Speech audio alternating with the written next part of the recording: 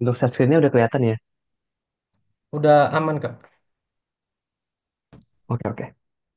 Nah, oke teman-teman, selamat datang di pertemuan kita ya. Kita hari ini akan mengadakan responsi UTS AISAT, Advanced Information System Analysis and Design. Dan untuk UTS kali ini kebetulan materinya lumayan gampang. Jadi ada sistem arsitektur, desain input output, database design, terus cuma tinggal perlu belajar CRC card, first cut class diagram, sama desain activity. Kita langsung aja ke yang pertama yaitu sistem arsitektur. Nah, jadi sistem arsitektur di sini adalah hardware dan software yang bisa menjalankan sistem yang akan dibuat. Jadi ini tuh contohnya tuh kayak untuk sebuah aplikasi, spesifikasi minimalnya tuh kayak gimana sih? Misalnya aplikasi apa ya? Misalnya game, jangan game deh. Misalnya Microsoft Word. Microsoft Word itu aplikasinya itu minimal spesifikasinya apa? Untuk di HP. Oh, untuk di HP itu RAM-nya minimal 2 giga, internalnya minimal 64 giga. Contohnya gitu. Nah, terus sistem arsitektur itu terbagi menjadi dua nih. Ada tiga sih. Ada two tier, ada three tier, sama satu lagi adalah entire arsitektur. Kita bakal bahas satu-satu. Yang pertama adalah two tier. Jadi two tier itu eh, dia itu menghubungkan ke database secara lokal. Jadi kita itu pakai two tier kalau misalnya aplikasinya itu eh, ada database, tapi databasenya itu lokal gitu. Sedangkan kalau three tier adalah aplikasi yang udah terpublish di Play Store atau App Store yang bisa kita download gitulah. Itu pakainya three tier. Nah, terus ada lagi yang namanya n tier. Dia itu sama kayak three tier arsitektur. Bedanya itu adalah kalau ini itu dia itu ada bisa website. Jadi ada website dan mobile. Ini untuk aplikasinya contohnya itu kayak Shopee sama Tokopedia. Kita bisa akses mereka lewat website dan kita apa namanya? Kita bisa juga akses lewat HP gitu ya. Oke, aku bakal next. Nah, ini nih. Jadi misalnya nih nanti tiba-tiba diminta buatlah hardware, buatlah sistem arsitektur untuk case. Misalnya kalau di sini kan aku yang namanya PowerPoint ya. Berarti nanti teman-teman harus hafalin ada apa namanya struktur-strukturnya nih. Pertama specification, terus ada standard client, standard application server, standard database server. Terus kalau yang bawahnya ada operating system, special software, hardware, sama network. Nah, mungkin aku bakal buka case aku ya. Buka case aku untuk PowerPoint ya. Untuk PowerPoint. Kan dia di untuk apa namanya? Untuk case-nya kayak gimana nih? Bentar, coba kita baca. Pengguna yang ingin menggunakan aplikasi PowerPoint harus mengunduh aplikasi terlebih dahulu melalui App Store mau ataupun Google Play Store. Artinya kita memakai tier yang ini. Kita pakai tier yang three tier. Karena kan two tier nggak mungkin. Karena kalau sampai di upload di Play Store atau App Store kan pasti pakai database-nya database global ya, bukan database lokal. Nah, terus apa namanya entire juga nggak mungkin karena dia ngomongnya gini nih. Dia ngomongnya adalah mana nih? Cuma bisa Play Store atau App Store. Dia nggak ada web base-nya kan. Jadi kita pakainya yang three tier. Oke. Nah, gara-gara kita pakainya yang three tier HP, jadi di sini nih yang operating system standard client kita masukin nih minimal spesifikasi OS-nya berapa sih? Oh, kita taruh misalnya untuk Android, Android minimal Android 12. Untuk iOS, iOS 14.1. Ini sih kira-kira aja ya. Intinya kita masukin itu jangan yang terlalu terbaru, cuma jangan yang lama-lama banget gitu. Kira-kira aja. Terus next adalah standard application server operating system. Nah, ini berarti teman-teman bayangin. Oh, berarti kan aplikasi ini apa server kita ngejalanin servernya itu di mana? Ngejalanin servernya itu di bisa tiga, bisa Windows, bisa Mac OS, bisa Linux. Gak mungkin dong ya server itu kita jalanin cuma di HP. Pasti ngejalanin di ketiga ini. Gitu. Terus untuk standar database server, berarti untuk yang menyimpan data-data itu database itu siapa? Ya juga bisa tiga hal, ada Windows, Mac OS, ada Linux. Gitu. Nah, terus kita langsung ke special software. special software untuk standar client itu maksudnya adalah kita download aplikasinya bisa dari mana aja. Nah, nih misalnya di case itu ada tulisan kayak gini. Pengguna yang ingin menggunakan aplikasi PawPol dapat mengunduh dapat mengunduh aplikasi melalui App Store, Google Play Store, atau Microsoft Store. Oh, kalau misalnya teman-teman ada apa namanya ada ngebaca Microsoft Store, berarti teman-teman bisa taruh di sini nih Microsoft Store. Karena kan artinya dia juga bisa di-download di Microsoft Store gitu. Cuma kalau bisa di-download di Microsoft Store, artinya itu artinya dia itu juga bisa diakses PC ya, bisa apa namanya diakses oleh PC. Nah, berarti di sini nanti tambahin nih operating sistemnya apa. Misalnya kita tambahin operating system di PC itu kayak Intel Core misalnya i5 gitu ya, i5 Gen 12 gitu. Terus kita langsung ke standard application server untuk special software. Ini untuk pengembangan aplikasinya itu bisa pakai apa? Oh, bisa pakai yang namanya Flutter, bisa pakai Visual Studio Code gitu. Terus untuk standard database server untuk di bagian special software berarti pakai aplikasi apa?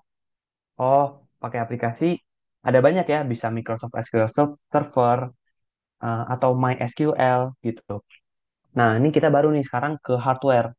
Hardware itu di hardware standar client berarti prosesornya yang teman-teman yang perlu teman-teman ingat, misalnya di sini itu A12 Bionic. Terus eh, teman-teman ingat aja ini kalau yang di standar client hardware berarti ini itu adalah spesifikasi untuk HP. Karena kan kita dari case-nya kan dia ngomongnya Play Store atau App Store ya. Berarti kan kita bisa kasihnya itu untuk HP nih. Oh, misalnya RAM-nya harus 6 GB, storage-nya atau internalnya harus 64 GB gitu. Nah, terus untuk standar application server untuk hardware, nah untuk itu berarti kan PC ya. PC itu berarti kita pakainya berapa giga? Oh, RAM-nya 64, internalnya 2 terabyte, monitornya 24 inci. Terus untuk prosesornya gimana? Intel Core i7 Gen 12 gitu. Jadi untuk application server kan pasti kan untuk RAM sama ROM-nya kan butuhnya lebih besar. Nah, baik lagi untuk standar database server berarti RAM sama ROM-nya kita gedein lagi aja. Kita bisa kali dua atau enggak ya mau kali berapapun bisa sih. Kalau aku ini dikali berapa nih? Dikali ini RAM-nya jadi 512, ROM-nya jadi 4 terabyte, monitornya jadi 24 inci gitu. Untuk prosesornya jadi Intel Core yang tadinya di sini i7, di sini jadi i9 12900K gitu.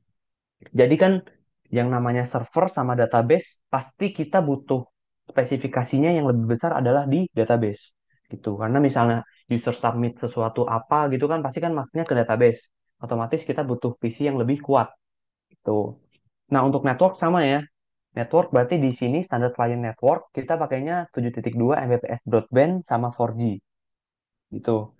Terus untuk standar application server network gara-gara dia pakainya PC, berarti kita pakainya nggak usah pakai hubungan apa-apa lagi, kita pakai Ethernet aja langsung dihubungkan biar makin cepat juga. Kita bilangnya 1 Gbps Ethernet sama 1 Gbps Ethernet itu. Sekarang kalau misalnya apa namanya nggak ada pertanyaan, aku bakal langsung lanjut ke bentar ya, ada contoh yang entire gak kak? Oh ya entire ya, oke oke bentar. Oh ya aku juga lupa ngejelasin yang ini nih alasan untuk entire nanti kita bisa pakai entire kalau misalnya ada tulisannya gini nih. Pengguna yang ingin menggunakan aplikasi PawPol dapat mengunduh aplikasi melalui App Store ataupun Google Play Store dan juga apa? Dan juga bisa mengakses via website. Nah, kalau gitu berarti nanti di bagian sini nih, di bagian sini alasan kita ngomongnya gini. Kalau misalnya tadi pakai case aku ya, contohnya ya. Arsitektur yang digunakan oleh PawPol adalah entire arsitektur. Aplikasi PawPol merupakan apa namanya? Aplikasi PawPol merupakan aplikasi base mobile dan website sehingga kita harus pakai entire itu. Terus untuk alasan lainnya berarti tinggal dari sini nih. Untuk entire. Berarti kita tinggal pakai aja, kita tinggal hafalin dari sini nih. Misalnya, oh, Lalu untuk karena entire itu adalah untuk aplikasi besar, maka akan mudah nih untuk bisnis logic di masa yang akan datang gitu. Terus dari segi skalabilitas dapat dikembangkan tanpa banyak mengubah inti dari program tersebut gitu. Jadi sebenarnya yang entire itu sama yang retire itu hampir mirip-mirip aja sih. Kalau entire kan otomatis berarti lebih mahal dong, tapi lebih mahal lebih aman gitu dibanding retire sama two tire gitu. Intinya teman-teman misalnya pengen hafalin teori untuk yang entire nih kelebihannya apa sama yang retire gitu. Kalau retire kan kita kan ngomongnya apa nih firewall ya. Ada firewall karena menggunakan firewall komunikasi antar sistem dapat menggunakan protokol komunikasi sehingga lebih cepat gitu. Itu kan semuanya ada di kelebihan sini ya. Jadi kalau bisa sih dihafalin aja dua atau tiga lah gitu. Kira-kira menjawab gak ya, Felisa?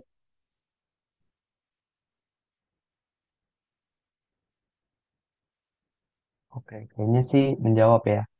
Aku bakal, oke oke.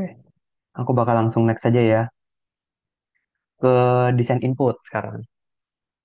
Jadi tadi untuk sistem arsitektur udah aman ya. Kemungkinan besar di case nanti teman-teman disuruh milih di antara dua, di antara three tier atau enggak entire arsitektur. Nah, kita pakai three tier arsitektur kalau misalnya aplikasinya itu cuma base, cuma bisa diakses oleh HP ya, nggak ada aplikasi websitenya gitu. Nggak kayak, ingat teman-teman ingat Tokopedia lah, Tokopedia itu kan artinya entire.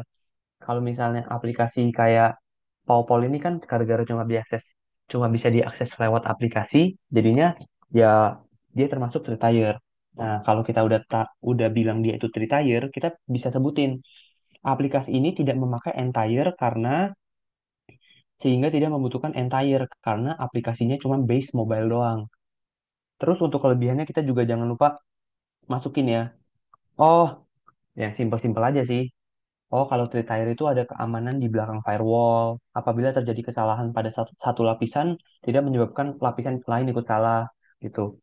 Kalau Two-tier kan gara-gara dia cuma dua, gara-gara dia cuma dua hubungan gitu, mana ya? Nggak ada gambarnya. Gara-gara dia cuma dua hubungan gitu, jadi sekali keserang, database-nya juga ikut keserang.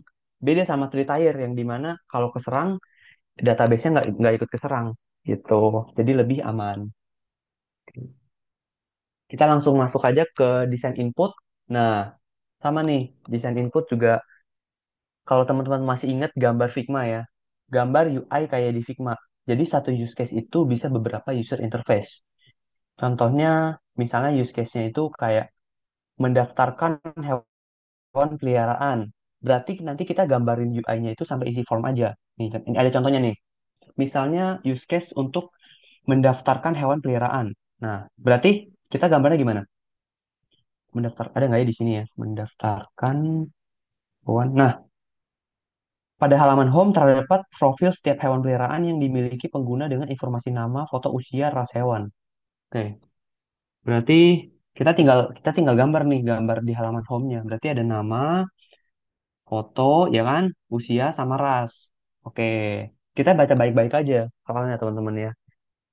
Pengguna dapat menekan tombol add, lalu sistem akan menampilkan ras hewan yang harus dipilih pengguna beserta informasi bla bla bla. Oke, berarti tinggal kita lihat di sini nih. Eh, mana?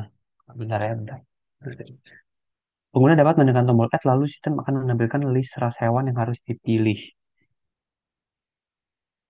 Nah, berarti, nah ini ada tombol add kan? Nah, ada tombol add nih. Kita kalau pencet, aduh, sabar. Kita kalau pencet tombol add, nanti langsung ke halaman berikutnya. Nah, kita next ya. Sistem akan menampilkan list ras hewan yang harus dipilih pengguna beserta informasi. Nah, informasinya kita pakai nih. Ada nama, gambar, jenis, deskripsi singkat. Kita pakai nama, gambar, jenis spesies, deskripsi. Nah, terus kalau udah kan berarti pengguna harus mengklik lagi kan. Pengguna pengguna dapat menekan tombol submit dan sistem akan menampilkan profil hewan peliharaan pada halaman home. Jadi kalau udah di halaman ini, user harus klik lagi dong. Oh, kira-kira mau yang mana nih? Oh, ya, aku mau yang anjing aja deh, yang ini yang atas. Diklik, berarti nanti ada form my pet nih. Ada nama, tanggal lahir, berat badan, gender, sama foto. Berarti berat badan. Nah, ada di sini ya. Sistem akan menampilkan halaman For My Pet dan pengguna dapat mengisi data nama hewan, tanggal lahir, berat badan, gender, dan foto. Nah, kita buat di sini nih. Buat pengguna dapat menekan tombol submit dan sistem akan menampilkan profil hewan peliharaan pada halaman home. Oke, berarti teman-teman harus ingat karena aturannya itu gambarin use case, gambarin UI, cuma sampai isi form doang. Jadi kita nggak perlu sampai yang namanya notifikasi pengguna telah mensubmit, itu nggak perlu. Jadi benar-benar cuma sampai isi form doang. Berarti cuma gambarnya tiga aja. Untuk satu use case, yaitu mendaftarkan hewan peliharaan. Itu. Kita bakal langsung next untuk apa namanya output ya. Untuk output sendiri, apa namanya, aku langsung jelasin aja. Jadi untuk desain output itu kayak gimana sih? Nah, ada formatnya nih. Jadi misalnya untuk date, untuk tanggal, kita pakainya DD strip MM strip YYYY. Nah, terus untuk angka, kita pakainya berarti yang awalnya 99, strip, ini 9 itu artinya itu uh, maksimal digit ya. Maksimal digit strip 99. Nanti aku bakal kasih contohnya langsung ya, secara langsung. Ini aku bakal teori dulu. Jadi kalau misalnya nih, misalnya angkanya itu 99 strip 9 strip 99. Berarti untuk maksimal angkanya itu adalah 999. Karena kan 3 digit ya. 3 digit itu maksimal 999. Berarti itu maksimal. Aku lanjut. Untuk string. Untuk string itu berarti XX strip 13 strip XX. Yang artinya itu apa? XX ini kan template doang. Tengahnya itu berarti maksimal itu mau berapa stringnya. Jadi yang ini tuh yang pakai string. Oh, misalnya yang tengah itu 13, berarti maksimalnya itu 13.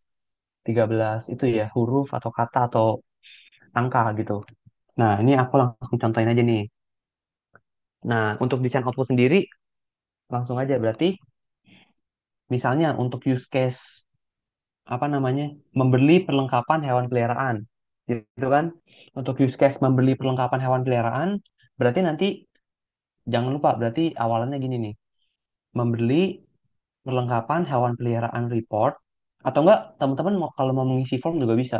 Cuma kalau misalnya mau yang sesuai sesuai use case juga nggak masalah gitu.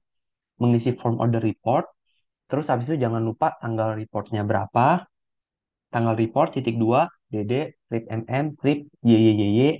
Nah, terus teman-teman bisa lihat gak, di sini kan ada dua contoh ya. Kenapa di sini yang satu ada tabel, yang satu nggak ada. Nah, kenapa gini? Nah, ini kita bakal langsung cek kelas diagramnya juga nih. Nah, bentar ya, coba aku screenshot dulu. Screenshot.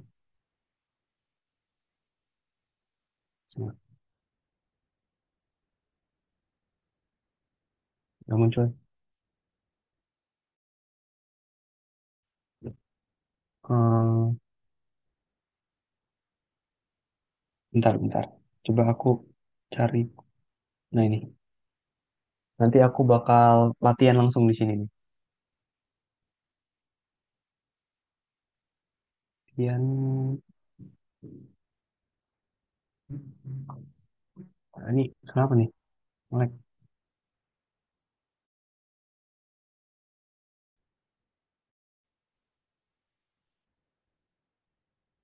Nggak bisa di. Bentar. Nggak bisa diapa-apain. Nah, udahlah nggak usah di apa namanya kita jadi bolak-balik aja ya ke gambar sama ke ini. Nah, jadi yang pertama kan membeli perlengkapan hewan peliharaan. Nah, kalau teman-teman kayak gini kan awalnya jangan lupa ya mengisi form order report sama tanggal report udah kan. Atau nggak di atas itu nama use case.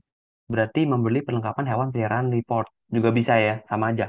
Terus habis itu berarti sekarang kita harus lihat yang namanya kelas diagram.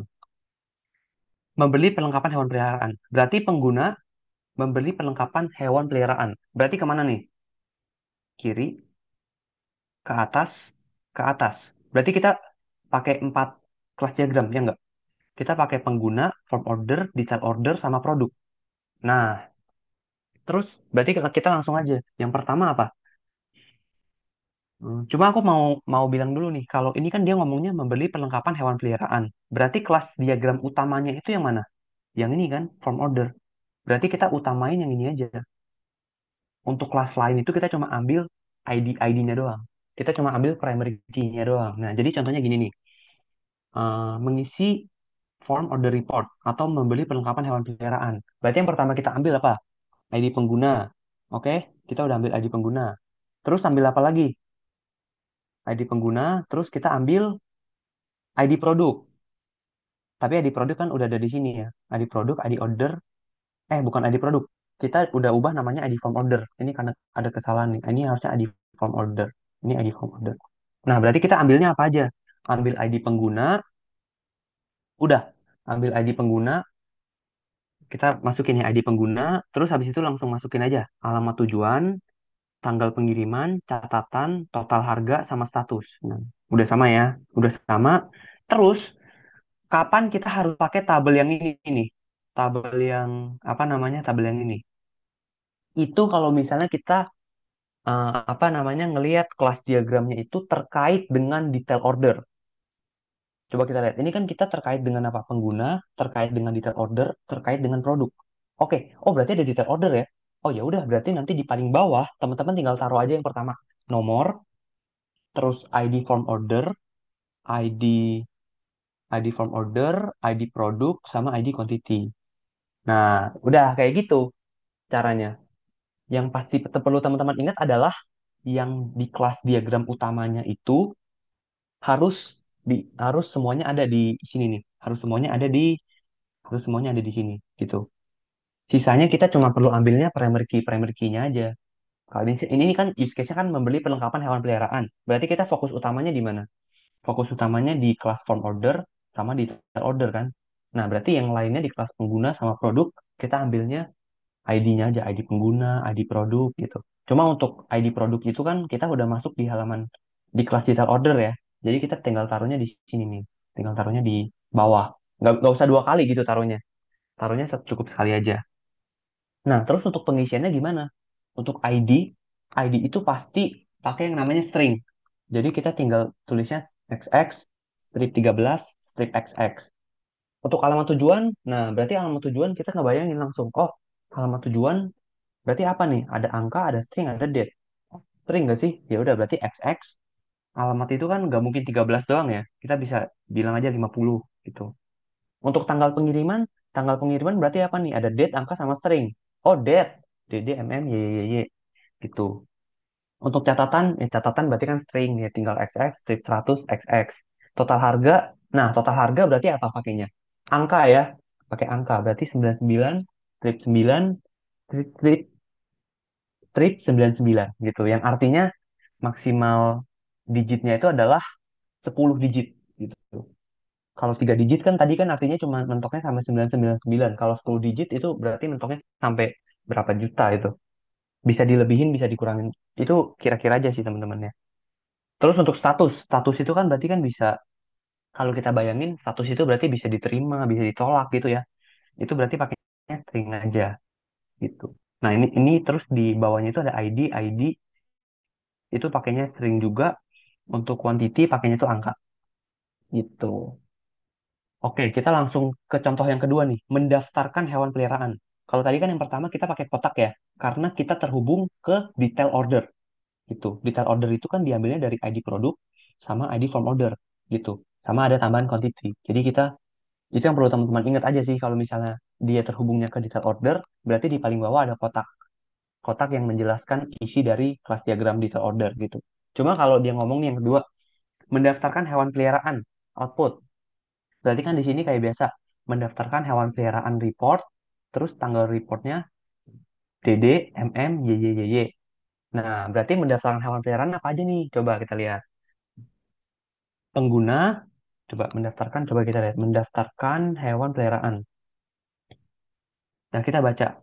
Pengguna dapat menekan tombol add, lalu sistem akan menampilkan list ras hewan, beserta beserta informasi nama ras, gambar hewan, jenis spesies. Kita lihat. Oh, berarti kalau ingin mendaftarkan hewan, terkaitnya kemana aja?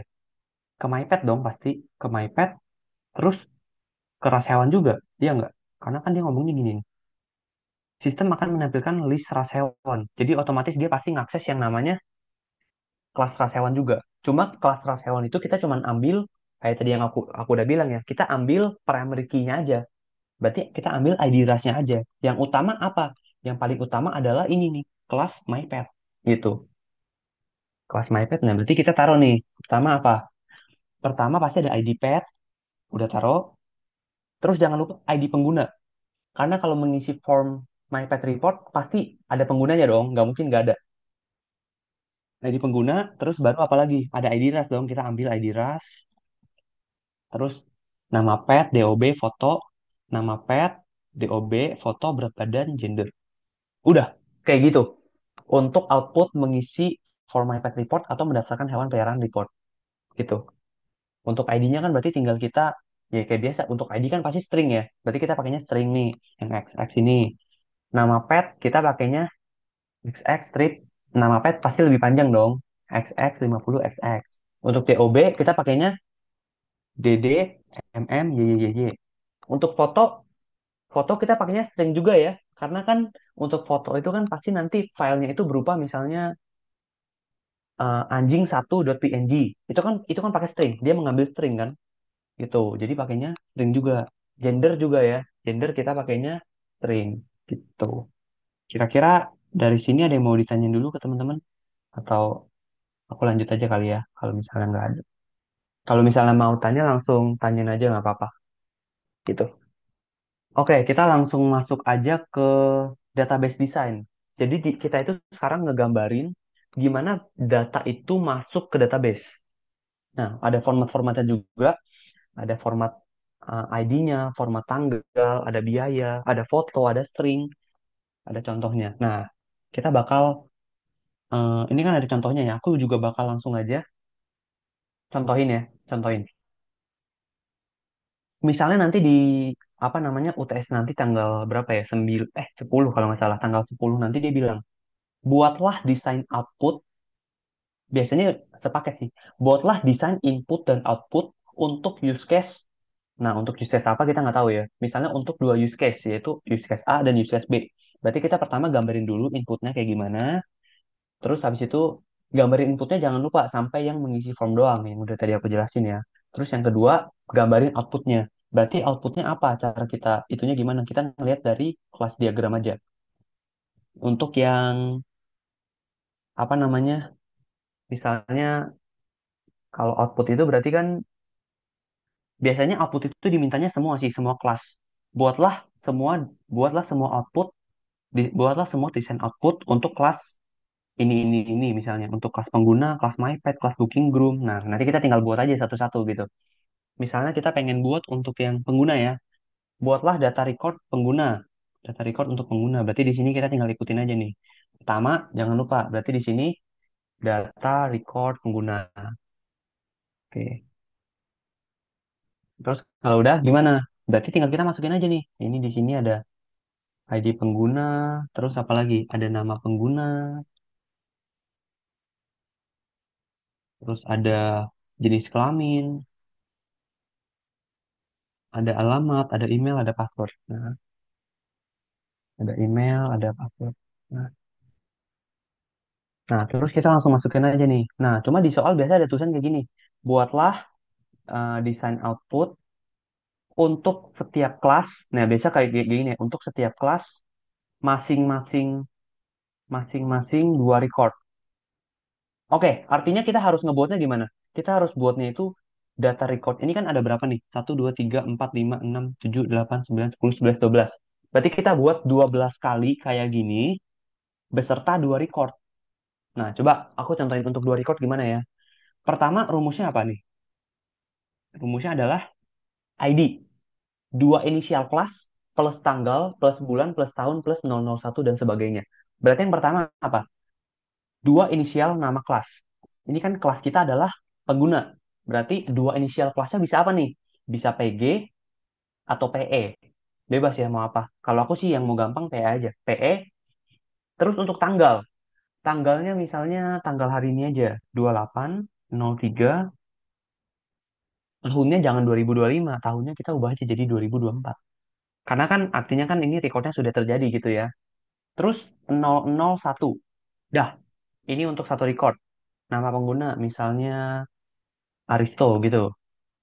Jenis kelamin misalnya, kalau jenis kelamin berarti kan laki-laki gitu ya, laki-laki. Alamat Nah, untuk alamat itu kan ini kita ngarang aja nggak apa-apa. Cuma untuk string itu, misalnya nanti kita dimintanya string gitu ya. Kita diminta string berarti minimal 5 kata. Minimal 5 kata. Misalnya Jalan Boulevard Raya nomor 5.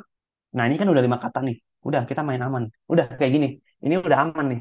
Jangan cuma Jalan Boulevard. Udah, kayak gitu jangan ya. Kita buatnya minimal 5 kata. Seminimal-minimalnya 5 kata. Terus ada email. Emailnya berarti kalau email itu fokusnya itu di @gmail.com aja. Aristo berarti @gmail.com. Untuk password berarti kita pakainya bintang-bintang, bintang-bintang, bintang. Jangan sampai lupa ya. Ini kebanyakan banyak yang lupa nih di sini nih. Password tapi pakainya malah malah pakai apa namanya passwordnya diliatin gitu. Harusnya nggak usah diliatin gitu. Kita balik ke soal, buatlah desain output untuk setiap kelas masing-masing 2 record. Kita udah buat untuk kelas pengguna dan 1 record. Berarti kita buat yang kedua. PE, ini kita tinggal tambahin aja 2903-2024-002. Misalnya nama penggunanya Nadine gitu ya. Untuk jenis kelaminnya perempuan. Alamatnya misalnya Jalan Jalan Binus Raya nomor 1. Nah, gitu. Terus untuk emailnya berarti nadine@gmail.com. Nah, kayak gitu aja. Untuk passwordnya berarti tinggal bintang-bintang aja. Sebenarnya untuk password itu bisa bintang atau pagar. Pagar juga nggak masalah gitu. Pagar yang pagar yang ini nih. Cuma kalau mau pagar ya berarti pagar semua. Ini juga pagar gitu ya. Jangan jangan setengah-setengah. Oke. Untuk kurang lebih untuk berarti nanti untuk setiap kelas masing-masing 2 record. Berarti kita buatnya ini 9 kali dengan masing-masing 2 record ya. Kayak gitu. Aku nggak bakal buat semua karena kelamaan tuh. Nah, terus yang perlu teman-teman perhatiin itu adalah di sini nih, yang teman-teman perlu perhatiin kan dia ngomongnya apa nih? Foto ya. Kalau foto berarti misalnya nih untuk kelas apa ya? MyPad. Coba kita MyPad deh. Coba kita kerjain juga yang MyPad. Kalau MyPad itu kan ada, berarti kita pertama buatnya apa? Data record, MyPad, MyPad. Terus berarti apa nih? Ada ID pad, nama pad, terus habis itu DOB, foto, berat badan sama gender. Nah, oh iya, aku juga lupa kasih tahu kalau untuk biaya itu hanya apa namanya hanya angka ya. Jadi kalau kita tulis itu misal biaya nih berarti biaya perawatan kita tinggal tulisnya misalnya 300.000, tinggal 300 titik ribu. Nggak perlu pakai RP, nggak perlu pakai titik gitu ya. Terus untuk apa lagi nih? ID udah, tanggal. Nah, untuk tanggal itu pakainya ini ya, pakainya itu strip ya. Apa? Bukan strip, slash. Kita pakainya slash. Jangan kebalik. Kalau yang kalau yang ini nih yang mana nih? Kalau untuk output itu kan pakainya kalau date itu kan pakainya DD strip MM strip YYYY. Nah, untuk yang ini enggak. Ini misalnya apa namanya? Misalnya tanggal itu pakainya strip gitu. Nah, misalnya gini contoh. 01/01/2022. Nah, terus yang paling aku pengen tekanin adalah foto. Kalau foto berarti kan kita buat aja deh ID pad berarti kan kita pakai pertama 2 inisial PE misalnya tanggalnya misalnya berapa ya 09/03/2024 misalnya. Terus habis itu 001. Nah, untuk nama petnya siapa nih? Misalnya namanya Joy. Nah, terus untuk DOB-nya, date of birth-nya, kita kira-kira aja. Oh, ini date of birth-nya berarti misalnya 22/03/2002 berapa misalnya? 2020 misalnya. Terus untuk foto berarti apa? Joy.png. Udah kayak gitu. Berat badan, misalnya Joy itu berat badannya 50 ya. Oke, untuk gendernya, nah ini baik lagi gendernya itu ada nggak di sini nih, gender. Dia nggak ngomong ya gendernya harus laki-laki kah atau perempuan, jadi kita bisa ngarang aja di sini. Misalnya gender untuk Joy, untuk pet Joy itu adalah laki-laki. Kita buat 2 kali nih, berarti juga yang buat kedua PE 090, eh 10/03/2024 002. Nama petnya misalnya namanya itu apa? Yok misalnya gitu ya. Terus DOB-nya misalnya 24/03/2022. Fotonya berarti kan yok.png gitu. Berat badannya misalnya 20. Ini gendernya perempuan. Itu sih yang perlu teman-teman ingat ya. Aku nggak bakal ngejelasin semua. gitu. Untuk database design, kira-kira apa namanya? Bentar. Untuk database design, ingat kalau misalnya dia berupa string, berarti minimal itu 5 kata. Tuh. Tergantung sih ya, kalau nama pengguna kan juga string ya. Cuma nama pengguna kan secara logika kita cuma butuhnya ya 1 kata doang, 1 atau 2 kata doang gitu kan. Nggak perlu banyak-banyak. Sama kayak jenis kelamin, butuhnya satu doang, nggak usah banyak-banyak. Kalau alamat wajib, karena kan alamat nggak mungkin cuma 1 kata dong, nggak mungkin cuma 2 kata. Jadi kita minimal 5 kata. Tuh.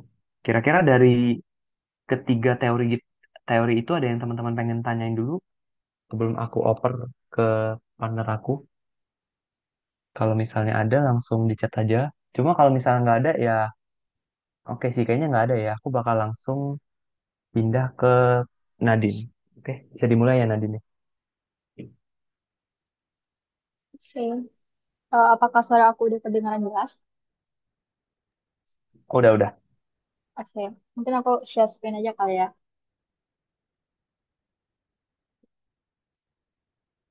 Apakah sudah kelihatan? Nah, udah. Oke.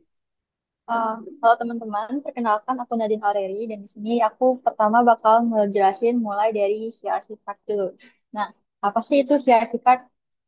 CRC card itu merupakan singkatan dari classes, responsibilities, dan collaboration cards. Jadi dari namanya aja kita udah tahu nih, ini tuh kartu yang kayak menggambarkan tanggung jawab dari kelas tersebut dan juga kelas ini tuh berkolaborasi dengan kelas mana aja. Nah, kemudian nah, kalau card itu berarti dia ada depan belakang ya, sama seperti CRC ini. Jadi dia ada depan dan belakang kayak gini. Dan ini buat notationnya ada beberapa. Yang pertama itu dimulai dari class name. Jadi class name itu contohnya tuh kayak from order, detail from order, dan penulisannya itu Pascal case ya, kayak di domain class. Jadi D-nya kecil, eh sorry, D-nya besar, F-nya besar, O-nya juga besar gitu. Itu untuk class name. Kemudian responsibilities. Jadi responsibilities itu apa yang dapat dilakukan oleh kelas tersebut. Contohnya, kalau form order dia bisa create dan save. Nggak cuma create dan save, dia juga bisa get data dan send data. Nah, tapi untuk yang wajib harus ada itu adalah create dan save. Jadi pas teman-teman bikin, teman-teman langsung aja kayak bikin create from order, save from order.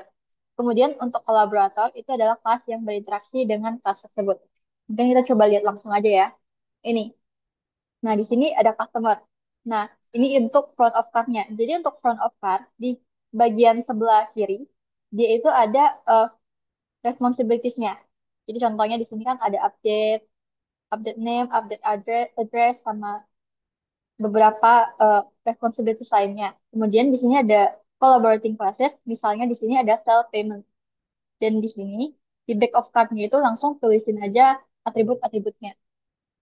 Nah, kalau aku biasanya tuh ngerjain itu dimulai dari first cut dulu. Jadi di first cut kan kayak udah ada gambaran dari uh, collaborating class-nya. Jadi nanti di sini aku tinggal tulis. Cuma uh, itu tergantung teman-teman lagi ya. Kemudian, nah ini tadi yang harus ada itu adalah create dan save. Kemudian ada juga send data dan get data. Nah, kemudian kalau untuk update, kita tuh harus pakai nama atributnya. Jadi misalnya update name, update address. Nah, mungkin teman-teman bisa lebih mainin logiknya lagi kayak apa aja sih yang bisa diupdate gitu di kelas tersebut. Tapi kalau nggak ada sebenarnya ini juga nggak apa-apa. Jadi ini optional kalau untuk update. Kemudian next. Nah, ini contohnya. From order ada create, ada save. Nah, kemudian ada dia send data ke detail order karena emang hubungan dari from order ke eh, detail order harus dapat ID dari from order. Makanya dia send data kan. Kemudian dia juga send data untuk from penerimaan pesanan karena di form penerimaan pesanan kita harus ada data ID from order. Nah, kalau get data berarti dia harus ada ID pengguna, berarti dia get data from pengguna. Nah, ini contohnya, contoh lengkapnya. Nah, penulisan untuk atributnya sama aja kayak di domain class. Ini tuh pakai camel camel case. Jadi ID I-nya kecil, terus selanjutnya itu awalnya tuh gede, huruf kapital. untuk CRC card itu aja. Mungkin aku bakal contohin dengan salah satu.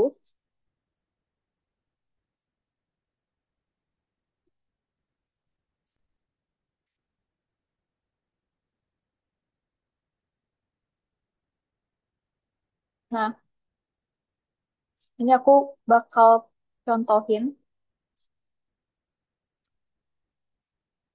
Mungkin kita pakai phone order aja kali ya. Jadi di sini kita tulis phone of card, terus di sini kita akan tulis nama nama dari kelasnya. Jadi misalnya di sini from order. Kemudian jangan lupa yang pertama harus kita masukin adalah nama dari kelas tersebut itu sendiri. Jadi di sini kita isi dengan create from order. Dan di sini kita save from order. Nah, kemudian kita bisa lihat nih di sini di form order. Kelas ini tuh berkaitan dengan berapa kelas sih? Jadi kalau kita lihat di sini tuh dia berkaitan dengan satu, 2, 3, 4, dan 5. Jadi ada 5 kelas yang berkaitan. Ada detail, form pengiriman pengguna, form review, sama voucher. Nah, di bagian di sini kita bisa isi dulu kelima kelas tersebut. Berarti di sini ada detail, form order,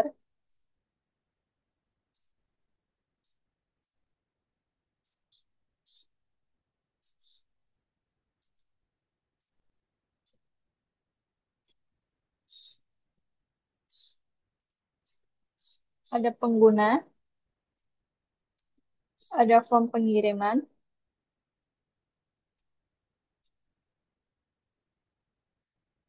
kemudian ada form review dan juga voucher.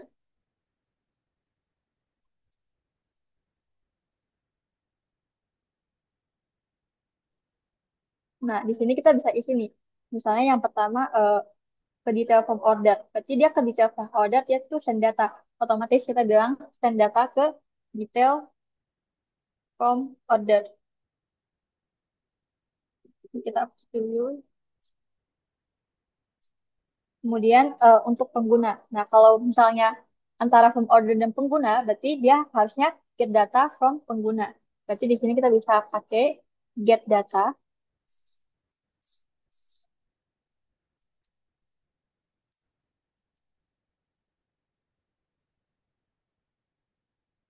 from pengguna. Kemudian form pengiriman. Nah, kalau form pengiriman berarti dia harus send data. Karena kita perlu tahu di form pengiriman, ini form order, ID form order yang mana. Berarti kita send data to form pengiriman. Nah, kalau form review itu juga sama, berarti kita juga harus send data ke form review.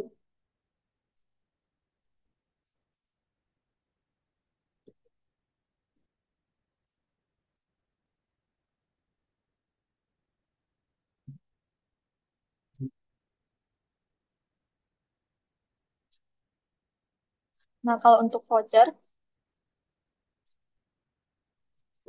dia juga send data to voucher. Eh, enggak, get data berarti.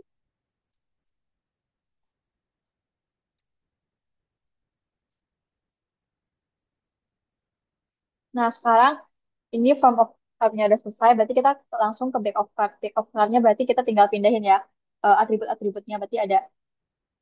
Berarti ada ID form order,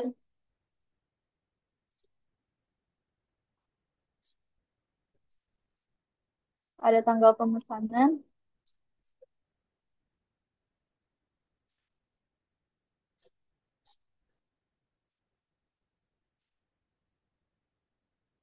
waktu pemesanan, kemudian ada catatan tambahan,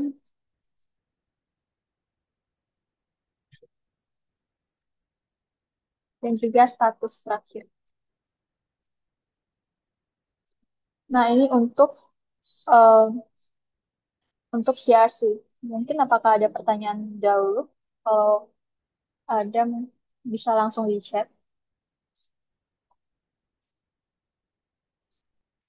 Kalau enggak, mungkin aku bakal lanjut ke yang selanjutnya. Nah, selanjutnya itu ada first cut class diagram.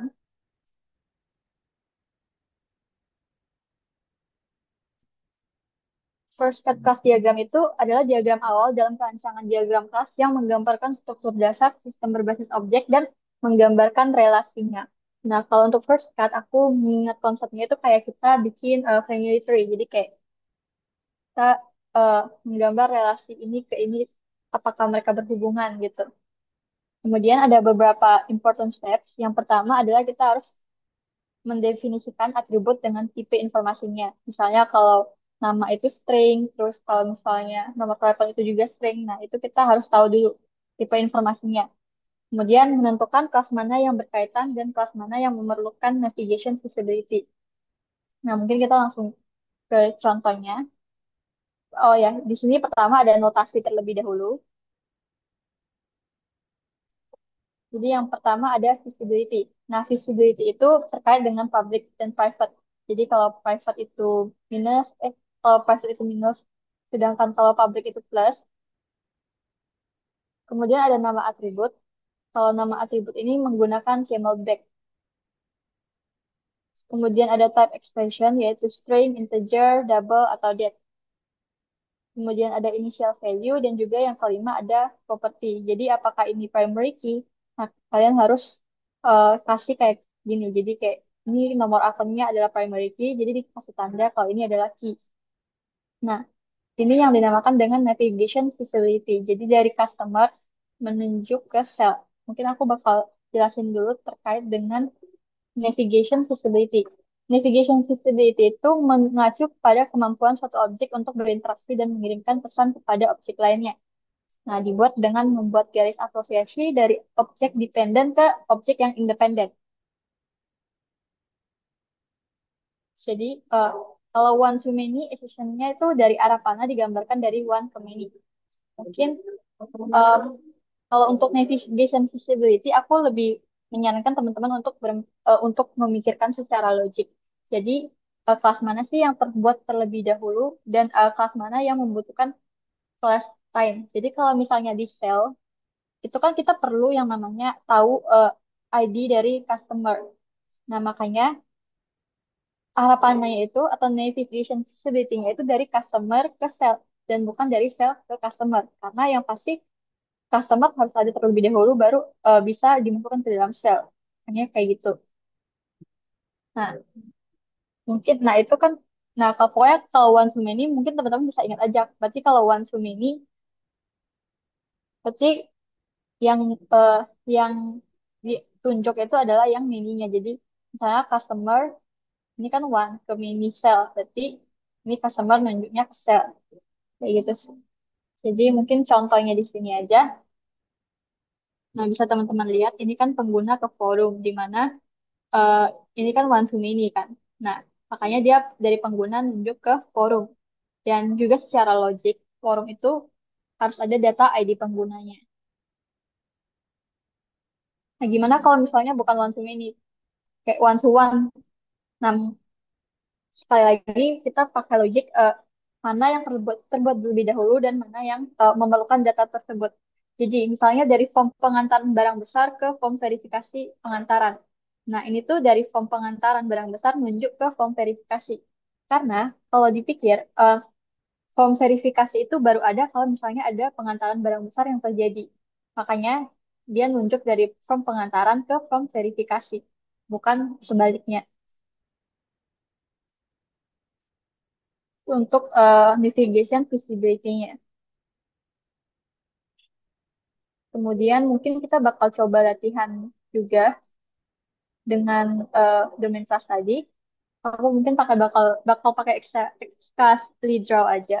Nah, di sini aku udah ada. Nah, contohnya di sini form order ke detail form order. Nah, kalau misalnya form order ke detail, berarti dari form order ke detail. Karena detail butuh data dari ID form ordernya. Makanya dari form order ke detail. Dan juga ini one to many kan, kalau teman-teman bisa lihat. Nah, kemudian kalau form order ke pengguna, berarti dari pengguna ke form order karena kita perlu ID pengguna untuk si form order. Ini dari sini ke sini. Kemudian dari pengguna ke food personalized, berarti yang harus ada pengguna terlebih dahulu kan, baru si food personalized ini bisa ada. Berarti dari pengguna ke food personalized.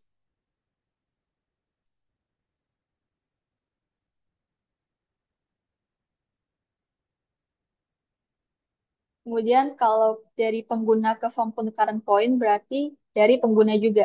Karena kita harus nyimpen ID pengguna di form penukaran poin tersebut.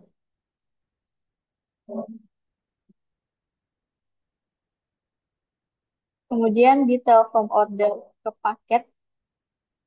Nah, kalau di telepon order ke paket berarti dari paket terlebih dahulu karena perlu ada data paket di detail form order.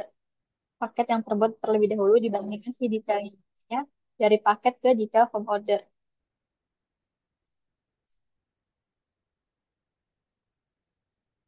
Kemudian untuk form pengiriman, berarti dari form order ke form pengiriman, karena kita butuh data ID form ordernya untuk di form pengiriman. Nah, untuk di form review juga logiknya sama, hanya dari form order ke form review.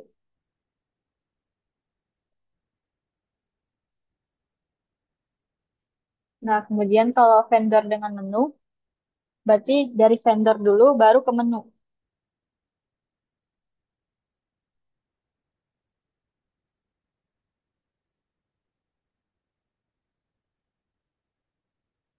Nah, di sini kalau di detail paket kita bisa lihat ya, kalau di sini ternyata ada ID paket dan juga ID menu.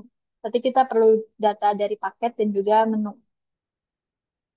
Berarti ini nunjuk ke sini dan ini nunjuk ke sini. Oke, nah ini ada voucher dan form penukaran poin. Mungkin aku bakal buka case-nya terlebih dahulu untuk penukaran poin. Nah, di mana setiap kali pengguna melakukan pemesanan pada aplikasi YamiFood, pengguna akan mendapatkan Yami Point yang tercatat otomatis oleh sistem. Yami Point akan ditukarkan dengan voucher yang dapat pengguna gunakan ketika melakukan pemesanan catering. Nah, berarti dari form order ke voucher ini berarti dari form order ke voucher karena form ordernya kita harus melakukan order terlebih dahulu baru kita bisa menukarkan voucher. Berarti di sini dari form order ke voucher.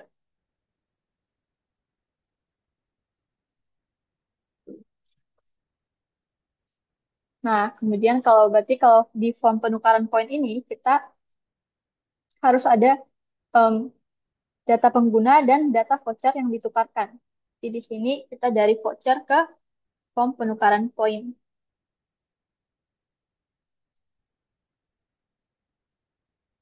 Nah, aku nggak tahu kalau misalnya nanti di ujian tuh dia bakal udah nyediain domain, domain class atau belum. Tapi kalau misalnya belum disediain domain class dan kita harus buat dari awal, mungkin teman-teman harus ngerjain lebih cepat sih. Itu aja untuk first cut. Apakah ada yang mau ditanyakan terlebih dahulu?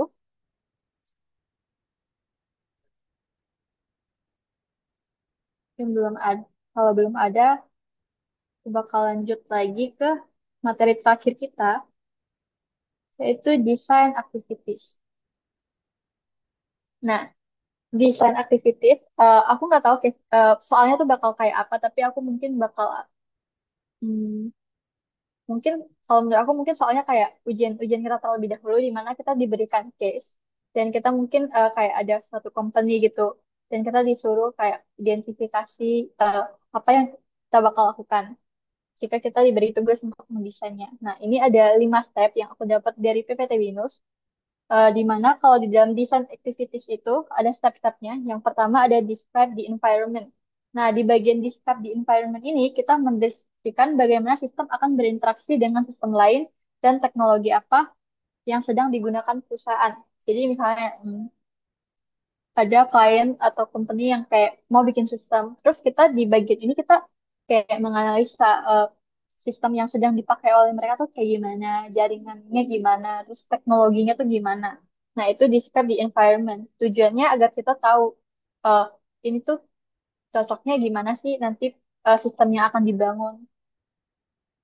Kemudian yang kedua adalah kita describe di application component.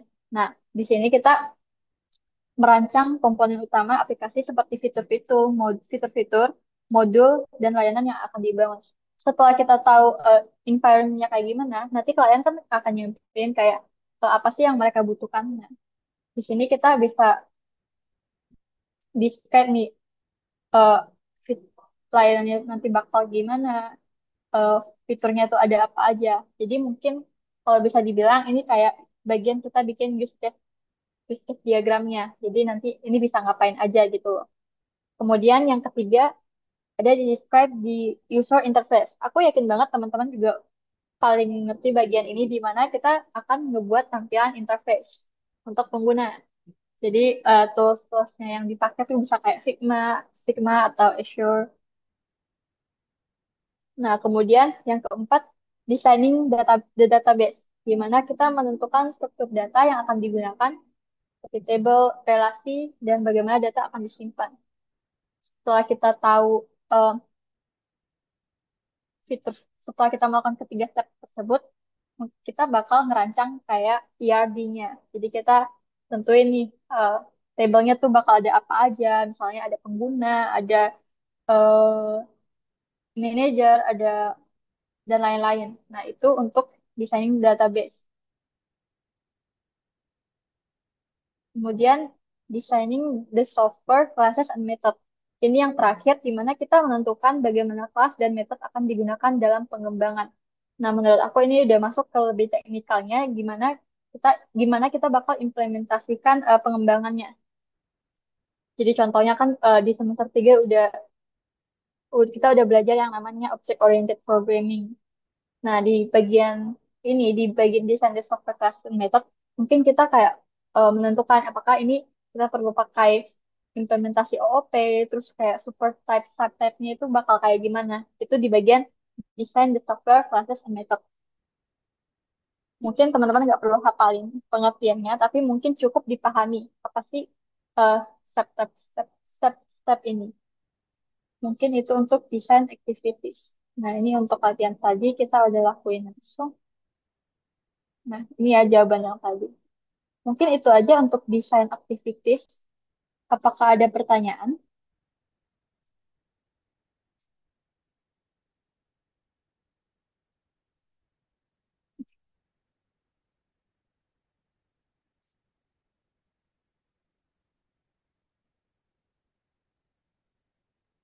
Kalau nggak ada, mungkin aku mau share kayak ada apa case yang bisa teman-teman kerjain.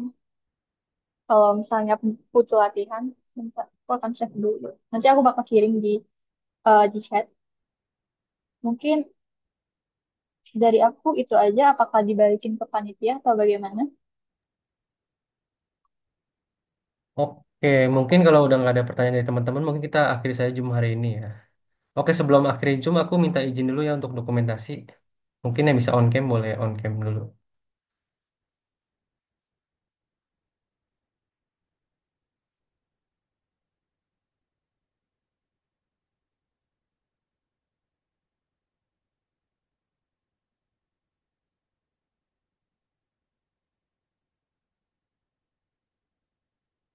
Oke, kalau udah nggak ada lagi, kita satu, dua, tiga. Oke, thank you teman-teman. Sudah boleh leave Zoom ya.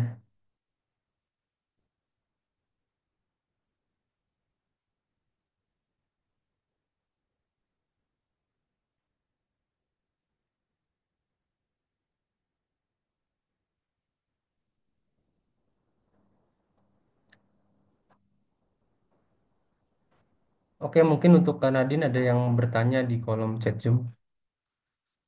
Ya, silakan.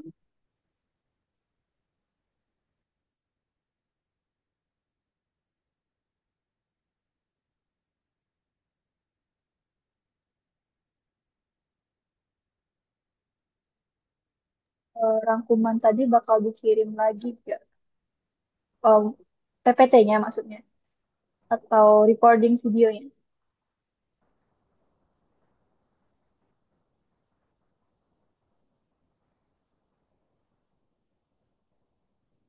Oke, mungkin untuk kalau untuk recordingnya nanti kita akan taruh di drive ya, ditunggu aja mungkin.